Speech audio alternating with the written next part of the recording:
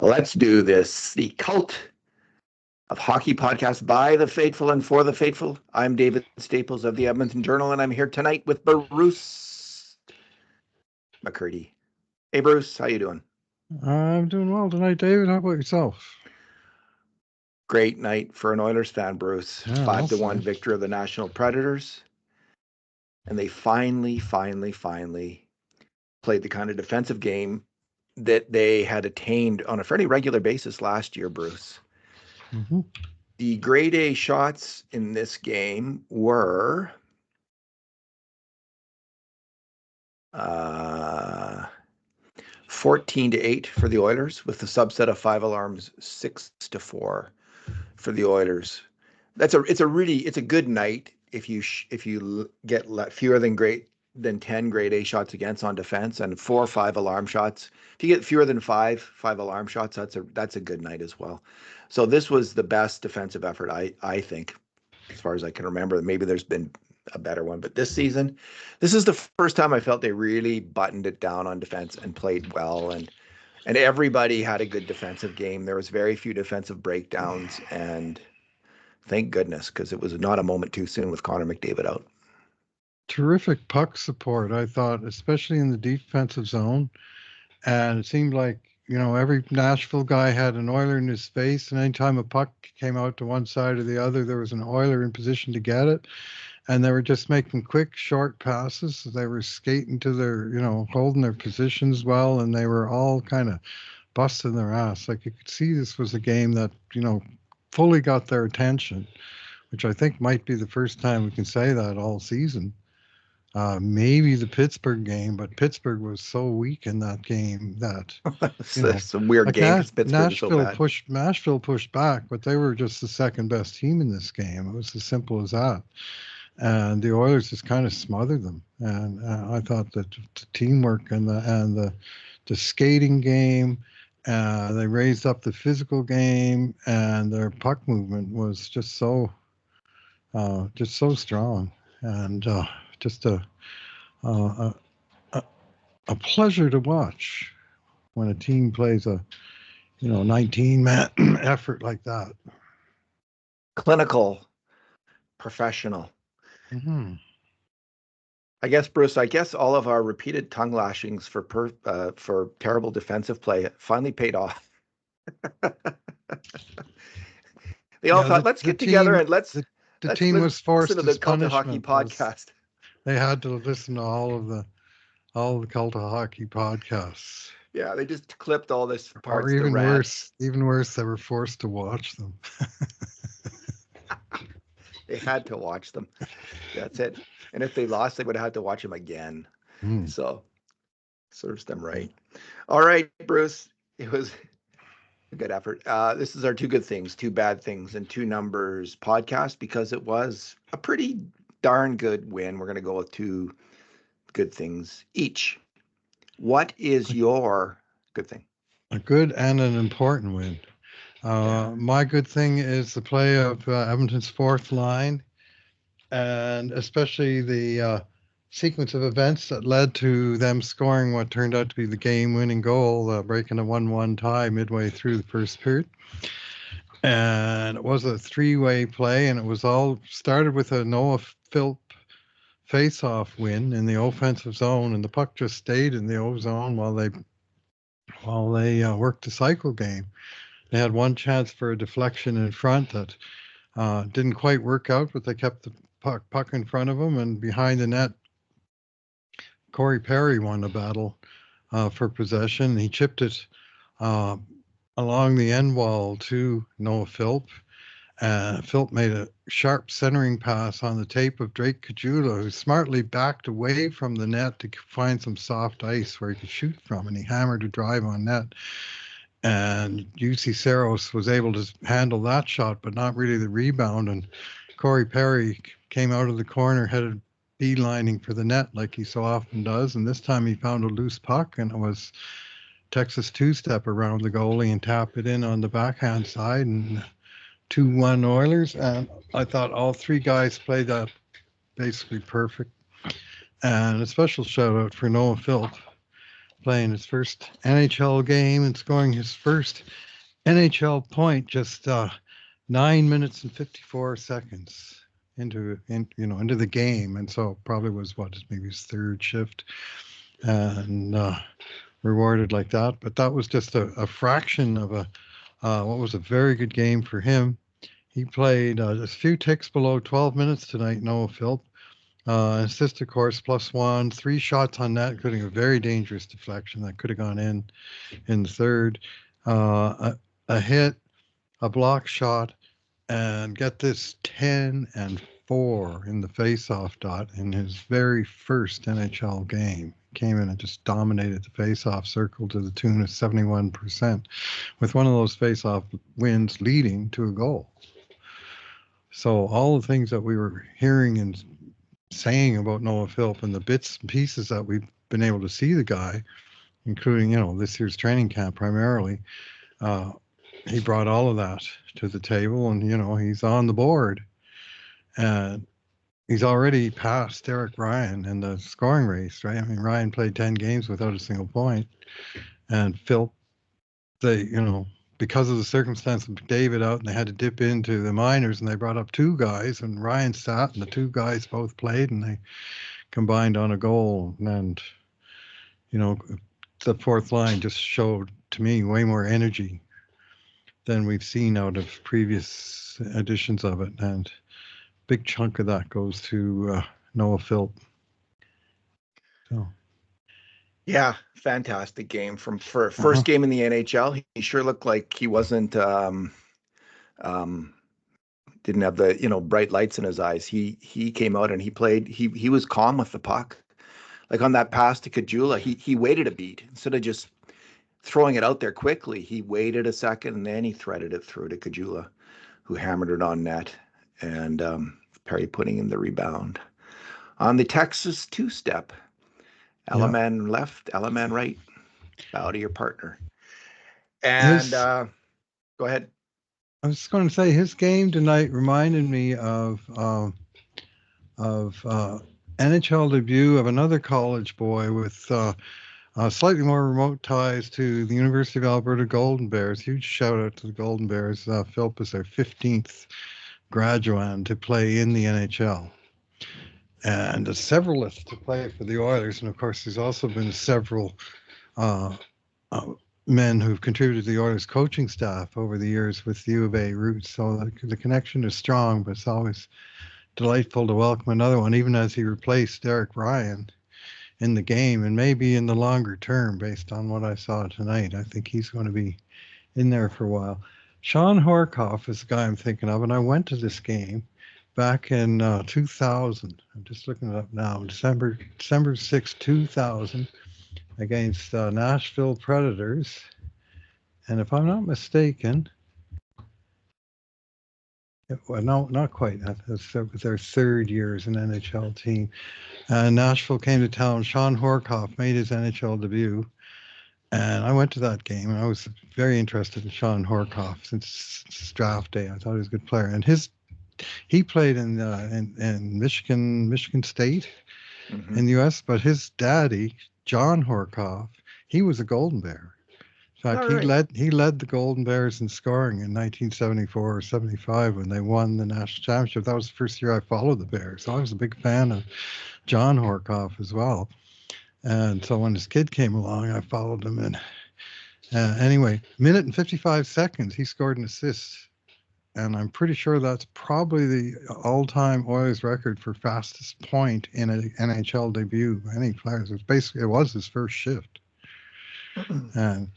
And the Oilers beat the Preds 4-0. So there's some interesting shadows between that game and this one in terms of Oilers stomping the same opponent, right? They stomped him by 4 goals.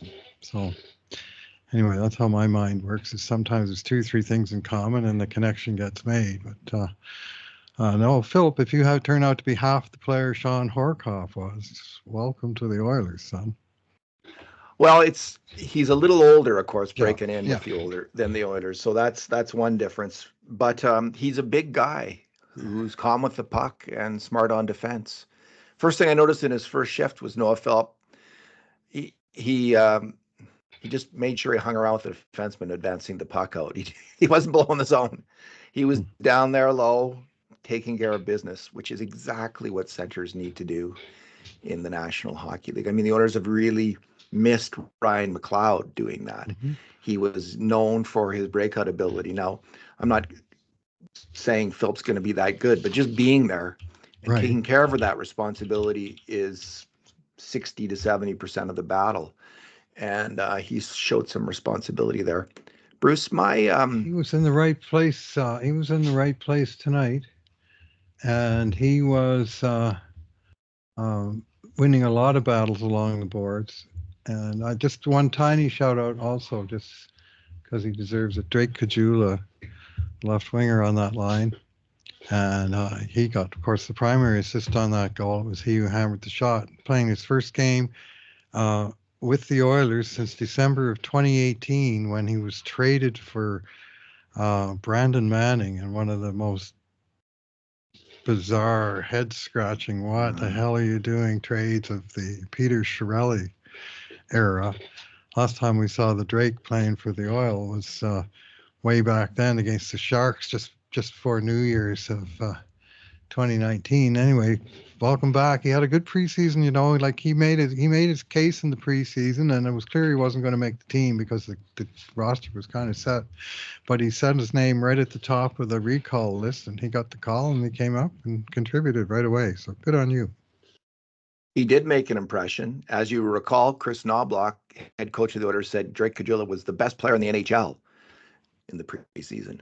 So that was that was a pretty big compliment. How was he not on the team then? At I'd the like time. to know.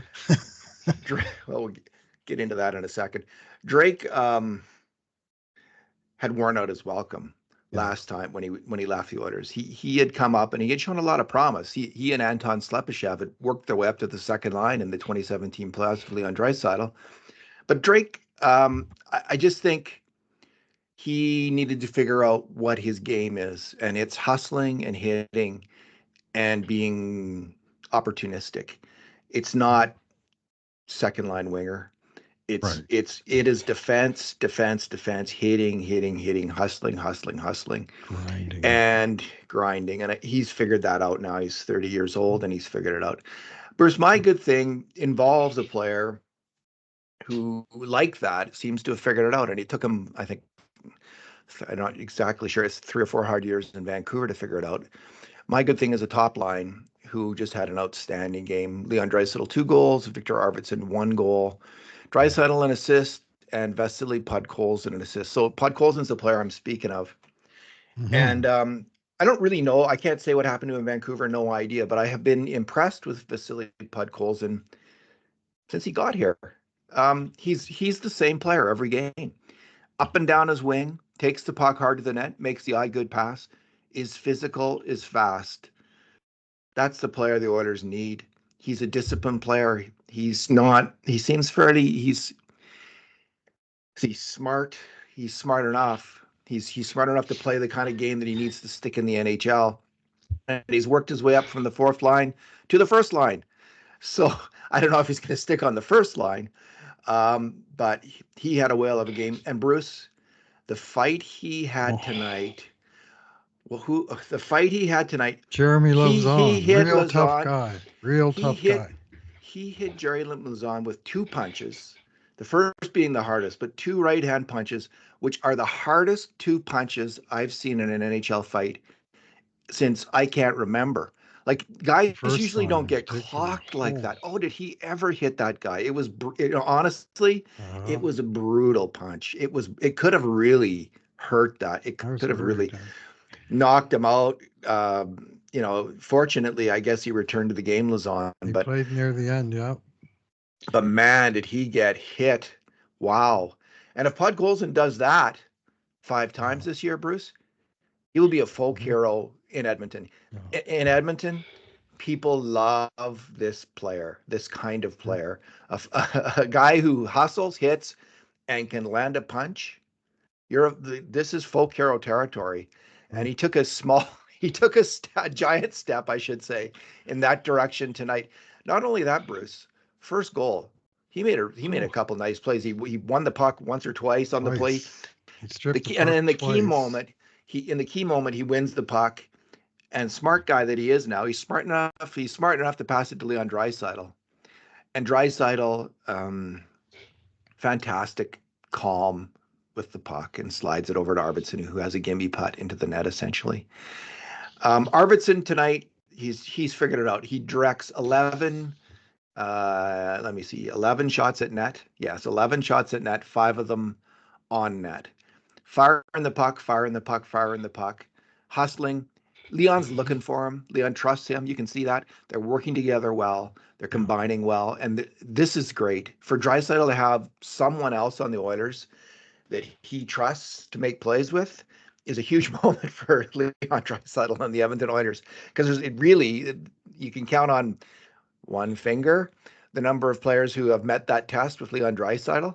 So if Arvidsson gets there, listen, there's been other players who have combined well with Leon. There's been other players who have combined well with Draisaitl, including Yamamoto and Nugent Hopkins at times, Evander Kane at times, and other players like that. But this could be big for the Oilers this year. Leon, heading into this game, I had mentioned that I think he won the MVP when McDavid missed 6 games in 2019-20. Yep. Because he changed the narrative. He changed the story. The MVP is often awarded as much on narrative and story as it is on merit. You got to have a good story that captures the imagination and can be sold quickly to American hockey writers who haven't watched much NHL hockey. And anyway, if Leon comes up, need to invest at least 5 minutes in their Hart Trophy vote at some point. Yes, at some point. So Leon, we'll see what happens this year, but this is a big opportunity for Leon to again assert himself, announce himself to the NHL as one of the league's top players, which he is, and which he showed to be tonight. He was fantastic, aside from 1 or 2 defensive glitches, but he was fantastic, Bruce. And there was one play in the second period, especially, that I loved. I mean, I love the goals, obviously, but he made a really solid defensive stop, won a hard puck battle in his own zone, and got the puck out. It's a big moment right at the end of the second period when the game was still close, and he got it done. His goals were fantastic.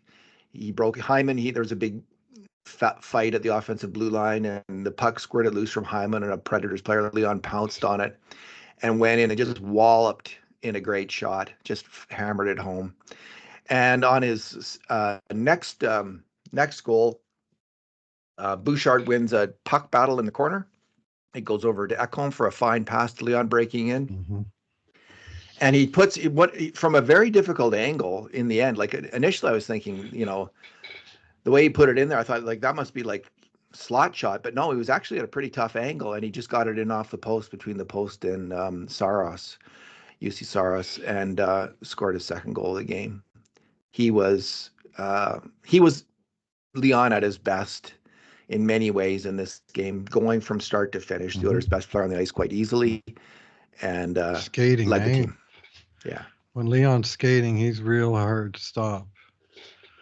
And the only tiny glitches was shortly after the 2-1 goal that put Oilers ahead, there was a shift where first Arvidsson, then Draisaitl turned the puck over in the neutral zone, and it came right back into Edmonton's end for, a lot of pressure and a couple of dangerous shots.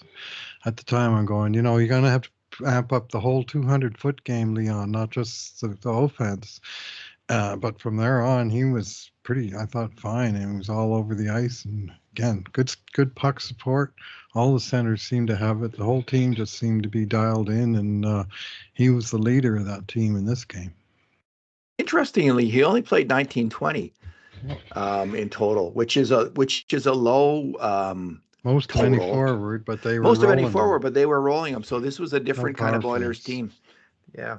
What's your second good thing, Bruce? They had one power play, and it only lasted a minute. My second good thing is generally the play of the D-Corps. Loved Matthias Ekholm's game tonight. So many one battles and hard physical play along the walls. But I also loved the play of this guy, Darnell Nurse, who played his best game in a very long time. He was bossing this game and making good decisions, winning puck battles, using his reach and his length and his muscle and his strength, and boxing guys out and just playing, I thought, a super strong defensive game. Really good in his own end. And I was just saying to my wife, he could play 100 games like this and I'd be You know, I don't care if he gets any points. And then about a minute after I said that, he makes this great stretch pass to Hyman, who goes in on a breakaway and finally beats the goalie and the post and puts it in the net for his first goal of the season. Well, that pass that set him in there was choice. It was just sort of the exclamation point on what I thought was a fine game for Darnell Nurse. The numbers kind of backed me up. 22 minutes and 18 seconds, an assist +2, a penalty, which was kind of 5 shots on net to lead the defense and co-lead the team, 4 hits to lead the defense and co-lead the team, 3 block shots, and very positive on the shot shares. What they have for expected goals, 60%. You know, he kept it simple, eh? He kept it simple tonight. Mm-hmm. And I noticed him covering the slot, covering the defensive slot. Taking which sticks. Yeah. I really like that. Yeah. Bruce, this guy can be a really solid defensive defenseman. I think the Oilers have miscast him, and he's miscast himself to some extent as an offensive defenseman. He's not that. And he's okay as he's a good puck mover. He's not he's not great with the puck, rushing the puck, because he doesn't have that kind of fine edge in the last 30 feet of the ice to make a play. So whatever good he does getting it there, not much good usually happens. He's best trailing the play and getting off a shot, which he did tonight, and a really good shot.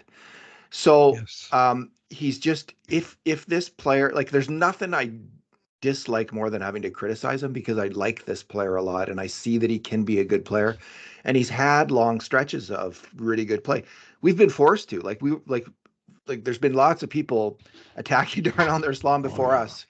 We were holding out a long time, but in the last 6 months, you know, if we're going to be honest and say what we're seeing, we've had to really criticize him, because he has not been good in most of his games. But there's been a handful of games this year punctuated by tonight's great game. I gave him an 8 out of 10 in the Cult of Hockey great game grades, where he just does keep it simple. I don't even remember him rushing the puck tonight. He just, even on his great pass, he moved it. He just moved it quickly up to the forwards. Yeah. And I just think he paid a great deal of attention to the defensive slot tonight, covering players, as you say, lifting sticks. That's his game, covering the defensive slot. That's where he's got to do his work. And if he does that, he's big enough, strong enough, fast enough, and he just covers that off, he will be a really good player who will help the Edmonton Oilers win. And that's what we saw tonight. He sure did that tonight. And he just won a ton of battles out there. And it's no sort of blatant mistakes, which often creep into his game. But tonight he was dialed in, and in a good way for basically the duration. I had a lot. Every game I watched this guy, I see some positive and some negatives. But tonight the ratio was really high, good to not good, in his involvements. Yeah. He kept a clean sheet at even strength, not one major mistake on a grade A shot against. I don't know if he's done that all year. So that was a really good game. All right. I guess it's my second good thing now, Bruce. Is it? Yeah. Calvin Pickard.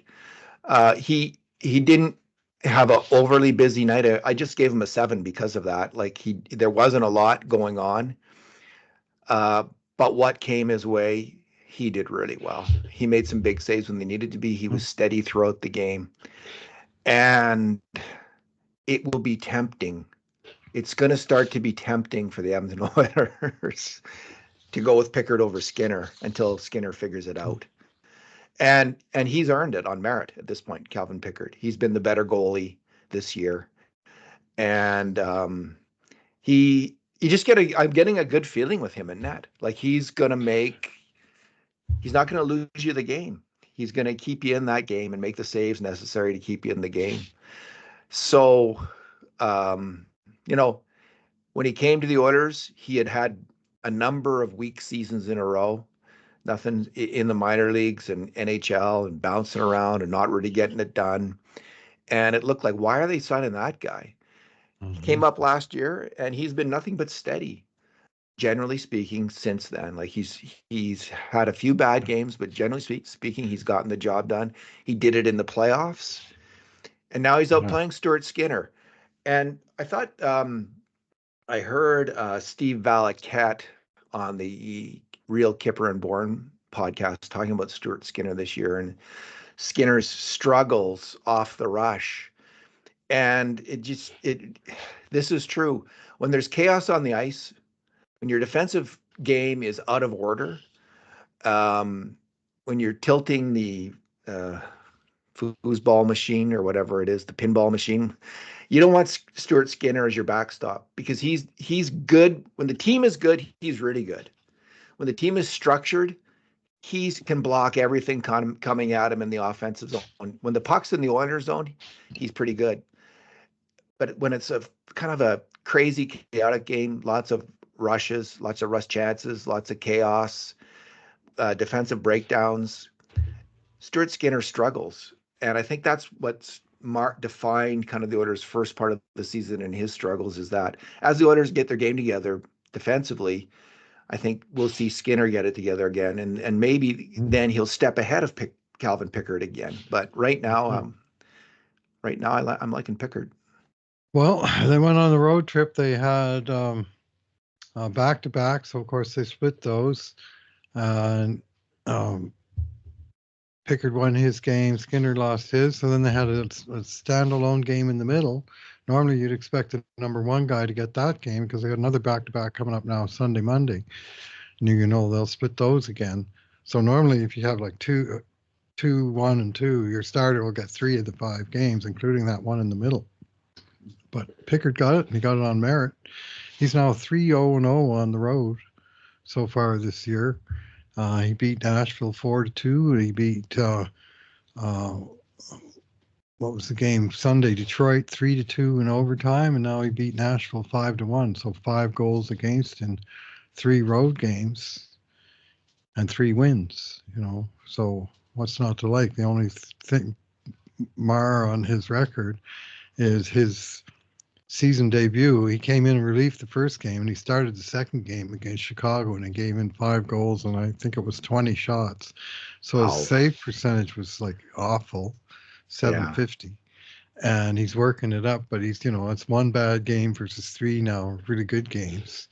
And so if you get 3 out of 4 good games out of your backup goalie, I think you're pretty happy. Indeed. I'm just looking up his save percentage in the games since then. Let me see if I can find that quickly at in the 920s, I think. Hockeyreference.com. Bruce, while that tabulates, what is your bad thing? Well, penalty kill. They got the 1-0 lead early. They got a power play. Halfway through the power play, they take a penalty. So it's 4-on-4 for, I think it was 50 seconds. And it was 50 or 70. They had, when the Nashville guy got out of the box, they basically had half a penalty to kill, 70 seconds. Couldn't kill it. And burned for another goal against. And the early momentum from that, first shift goal put Edmonton ahead was gone because the PK.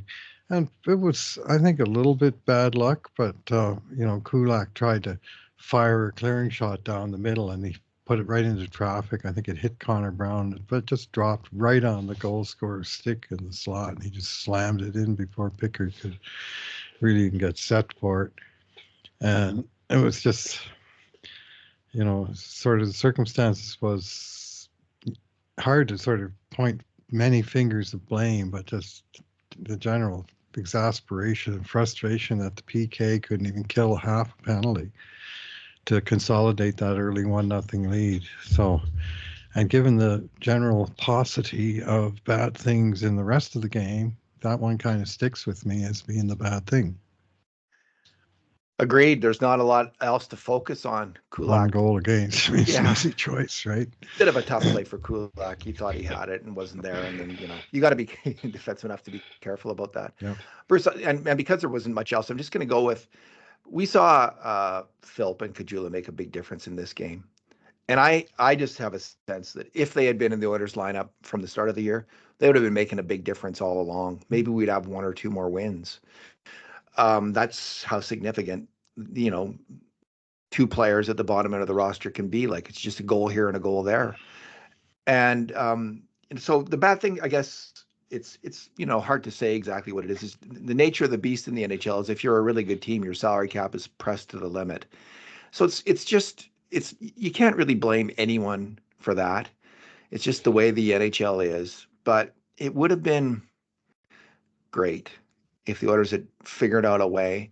I don't know if Would it have would got have hurt. been wise to send down Ryan or Perry at the start of the year because they've been outplayed in preseason, I think, by Philp and Kajula. But that would have been risky, and it would still be Mhm. risky probably to waive Derek Ryan. You could see another team thinking, maybe we'll like a team that wants veteran Nine leadership, hundred and thousand dollars for yeah, 3/4 maybe, of a season. Why not? With all that experience and the yeah, specific things he brings, like a right hand stick in the face-off circle and stuff. And I mean, the Oilers want to keep him up for those same things. But the time was ripe, and I mean, it wasn't one of the bottom liners who got hurt. Unfortunately, of course, it was McDavid. But they last time I checked, there's no McDavids in the minor league system. So fourth liner it is. But I thought it was the absolute right call to inject both Philp and Kajula into the lineup and to yeah, sit Derek Ryan after his really tough game in Columbus, where he was on the ice for 4 goals against and in the penalty box for 4 minutes. Like it was as tough a night as he's had here. He's an old guy who's played 10 games already. Give him a night off. I mean, that's one of the advantages of having more than a minimum number of forwards is you can rotate guys in and out of the lineup. Give them a break once in a while. yeah. I just think they need to like they have back-to-back games, as you say, coming up. Perry should sit one and Ryan should sit the other. That did not work, even come Yeah, close to working last agreed. game with both those guys playing. So They both now looked old and slow. if they want to try to accrue cap space again, they're going to have to, um, Yep. which is a goal. They've got to try to do that. So Mm-hmm. they might have to send down a defenseman, which will be tricky because if they Dermott had his best game tonight. Travis Dermott did, and the nurse Dermott pairing was solid, +2 goals. That's that second pairing. If that pairing is +2 goals, that's a good night for the Oilers. That's for sure. So I don't know. Stetcher might be picked up. Stetcher's like Ryan. He might be picked up by another team. I don't know if Dermott would be or not. Um, Teams might be kind of set on their players right now, but you never know. Just to No, screw up the just takes Oilers one. too. It takes one. Yeah, it just takes one. So if they sent down Dermott and lost him, I'm not sure there's a huge gap between Gleason and Dermott. Some people might disagree with that, but Ben Gleason's looked good to me. I don't know how he's playing or if he's even healthier right now in the AHL because I've heard they had some injuries, but I'm not sure who's injured. But anyway, maybe they'll send down, maybe they'll keep an extra forward around till McDavid's healthy and send down a defenseman. And I Yeah. just don't know who that would be. That would be a tricky move. Yeah, I think it's more likely. I mean, they'll keep the guys they got here now for the short term, obviously, but assuming McDavid gets back without other players having been hurt in the meantime, which is always a dangerous assumption, uh, that the next time around that they're choosing 4C, it won't necessarily be veteran status on one side and exempt from waivers on the other, easy decision. I think next time it'll be strictly merit based. And I will say that Noah Philp showed more in this one game than we've seen in any one game from the respected veteran fellow U of A grad, Derek Ryan, so far this young season, and he could be the odd man out and get waived. It's definitely within the realm of possibility. It's old players hit the end of the line during the season sometimes, and that's how their departure occurs. And if Okay. Kajula keeps playing well too, like it'll be interesting because Yeah. again, like a veteran guy who can really hustle at the NHL level and hit and is inspirational to his teammates. That's a good player, and that's what Kajula. I think that's what I'm seeing from him since his return to Edmonton. Bruce, what is your number? Yeah, I'm going to go with 37 seconds. That's been the number of the last two games. Last game, Connor McDavid played first 37 seconds of the game, and he left the ice never to return with 0:37 on his game log till the end of time. That's what he played. Like the game was completely off the rails 37 seconds into the first period. Well, as coincidence, happenstance had it tonight. That is exactly how long it took Victor Arvidsson to open the scoring and put the Oilers in front and sort of just say, okay, this game, we're going to get it off to like an ultra positive start after the ultra negative of the last game. It's just a total coincidence that it was like they were sending a message home to Connor. We haven't forgotten 37 seconds. We scored one for you. So just a weird conjunction of the same number over in consecutive games over two very different circumstances. Earlier in the podcast, Bruce, did you say the word graduand? I did. I thought you did. All right, Bruce, my number is 20. I think you did too, actually. I think I've heard that. Although why you wouldn't just say graduate, but anyway, not complaining. Okay. I'm impressed. A graduand is someone who's eligible to graduate but has not yet graduated. Oh. I might be right or I might be wrong. I don't know that much about either Derek Ryan or Noah Philp. Did you mean that? Did they get their degree? No. Did you mean you meant graduate? Okay. All right. Bruce, my number is 29. Throwing in an odd word. I like that. Keeps everybody on their toes, especially me. Bruce, my number is 29. On his 29th grade A shot of the year, when you normally, on average, would expect someone to have about 7 goals on his 29th shot, Zach Hyman finally got his first. And it was great. That was the icing on the cake for sure in this game because it would be eating him alive. Even as he's getting all of these grade A shots, it's one thing to get all the shots. Doesn't matter. You got to score. And he burst in there and he wired that shot top shelf. It was a beautiful shot. Great goal. So his first goal, he should have probably on average, normally a guy would have about 7. If he was hot, he might even have 10 or something like that right now, if he was on a hot shooting streak. So good he's got 1. May he have 49 more in the rest of the season. Him and Arvidsson each got their first through 10 games. The top 2 right wingers have combined for 0 goals when you're probably expecting, pretty close to a goal a game between the two of them. And they had none after 10 games. Well, now they got 2, 1 each. And you got to start somewhere. And Arvidsson got 1 by going to the net. And I guess Hyman largely the same. He well and truly earned this goal. He's never stopped working his butt off around the net, and he just hasn't got any puck luck at all, really. So he finally got 1 to go in for him, and watch out.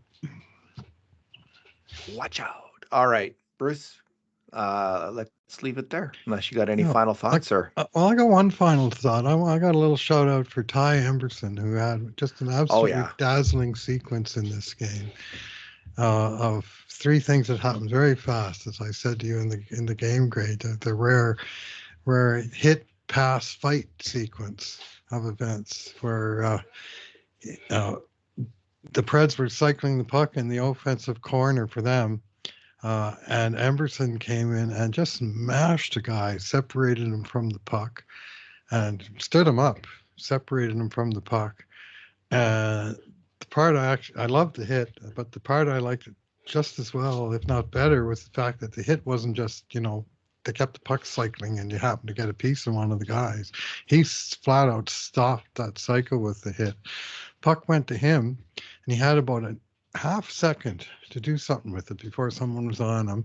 And in that time, he made the perfect pass along the end ball, just really controlled backhand pass, bumped it off the wall and into the far side of the of the goal where Nugent Hopkins could go and get it. Nuge, to his credit, he worked hard to get an inside position on the guy who was pressuring, and he made the pass out to Skinner, and looked like the Oilers were walking it out of the zone. Except for, guess what? One of the Nashville teammates didn't like the hit, so he takes on Emerson in a tilt, and I thought, yeah, I thought he held his own. You know, it was like a fair sort of. A lot of missed punches were thrown. The guy's name was Smith. Craig Smith, was it? I think that Emerson won that fight. Cole Smith. Cole Smith. Yeah, he kind of went down on top when they did go down, but he certainly didn't back down, and he held his own, and so on. But I just liked everything about the sequence. Was, he hammered a guy, took the puck off, and made a really good play with the puck, and then stood up for himself. What's not to like? I've mentioned this before, Bruce. Often when I'm watching AHL games, I see players who I think have the skill to play in the NHL. What they're lacking is the decision that they will do whatever it takes to get there. And what we're seeing in plays like that from Emberson and Podkolzin is someone deciding they're staying in the NHL. That they're not obviously never going to be the most skilled players at this level of play. They're going to be in the bottom part of the skill level. They're going to be okay. They're going to in that regard. But if they're going to stick in the NHL, they've got to be really smart in terms of their positional and defensive play, and they've got to be tough. They've got to be physically tough. And we've seen repeatedly players come to the Oilers and make that decision. They're gonna be tough. They're gonna step up and play that game. And it can't be easy. If it was easy, all of these AHL players would do it. It's got to be really hard to make that decision and to start to pay that price and to take that risk. But what we saw was, I think, Emberson and Podkolzin do that tonight and make a statement. And again, people in Edmonton recognize that as, okay, that's something special. That's not easy to do. But it's critical for a team to have players like that, and we're grateful when they arrive on the scene and announce themselves like this. So I know a lot of people they're not big fans of this part of the game, the hitting or the fighting or the hitting even. But it is an fierce and intimidating game, the NHL, and you've got to be able to play that game, as exemplified by the last two Stanley Cup winners. Yeah. Whose fourth lines were packed with three players each who had those qualities, and whose top lines, and sprinkled throughout the lineup, who had players who played that game. You can't win that. You will not win the Stanley Cup, or you'll be much less likely to win the Stanley Cup unless you've got 6, 7, 8 players like that on your team. And could be, fingers crossed, Emberson and Podkolzin will be those kinds of players for the Edmonton Oilers this year.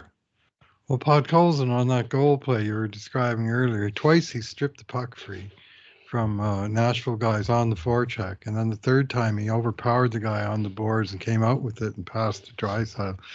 And that sequence and the Emberson sequence, my son came up at the end of the first period, very enthusiastic about the play, and I said a couple of newcomers really raised their profile in my books, not just talking about Philp and Kajula either, but I was talking about these plays by Emberson and Podkolzin. And I'd said to Kevin just the other day, Podkolzin's got a little Klim Kostin in him. I kind of like this guy. He's tough. He's hard on the puck. He's got some skill. He's going to score. He's going to surprise you by scoring once in a while. And what I hadn't seen before tonight was the which Kostin did as well, was get into the odd tilt, right?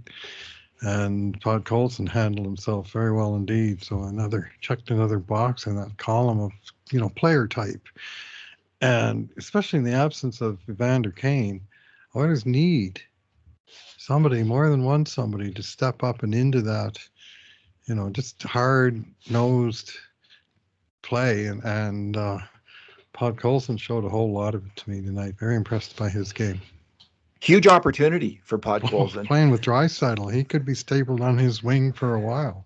But again, it's obvious it's really hard to do that, because the NHL is full of really hard men, right? Like tough guys, And to stand up to them, it takes a ton of guts. And Podkolzin showed that tonight.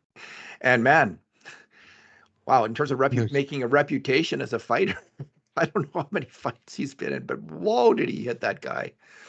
Costin, yeah. Costin, I heard Costin might go on waivers. I don't know if he has or not, but that was discussed on one of the podcasts or on the internet or somewhere that I saw. The 7 games for Costin in San Jose, no points, 4 penalty minutes.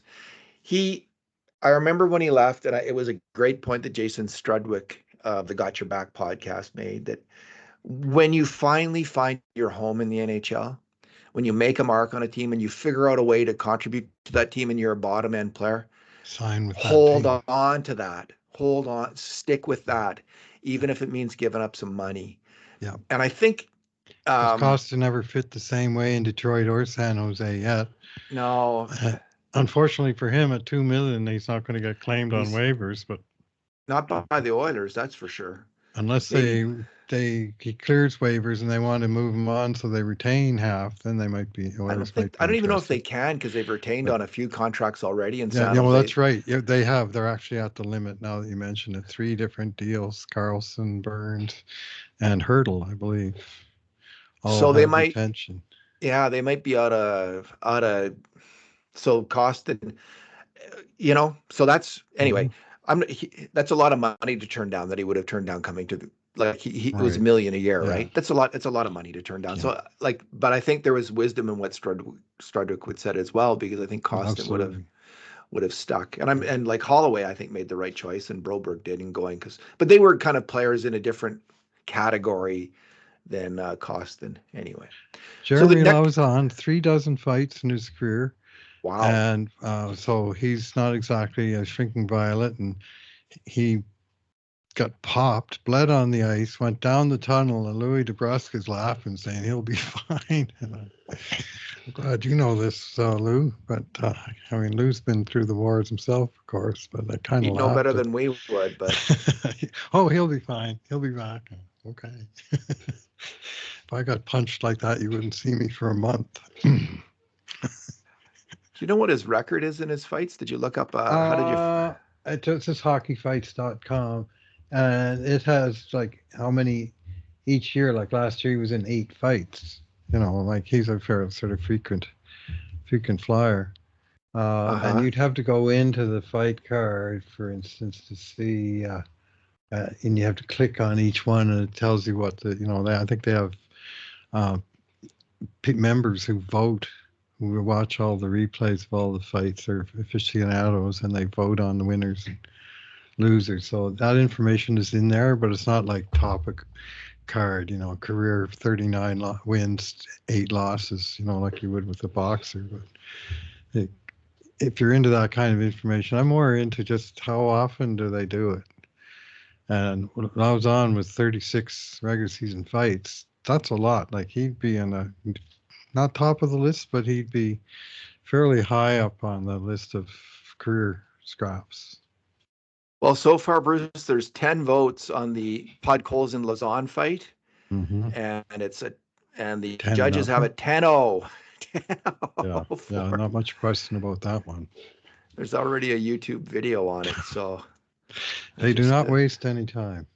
They do not. So that's kind of funny. That's kind of funny. All right, Bruce, thanks for talking tonight. All right, thanks for listening, everyone. And in the meantime, and in between times, this has been another edition of the Cult of Hockey podcast.